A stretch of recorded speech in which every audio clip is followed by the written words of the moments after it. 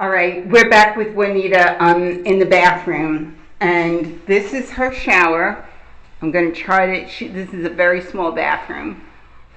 This is her shower. This was done, and do you want to just show him what you did with the mosaic? Oh yeah, so I had some leftover mosaic, and it was like 9 pieces left over, and I didn't want to get rid of them.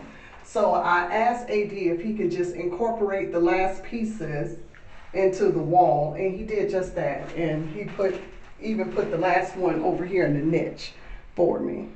Yes, and this was done. This bathroom was done, as all our showers are done, for $1,500 labor. That's to set the mud pan, do the concrete backboard, do the waterproofing, do the shower install, and the grout.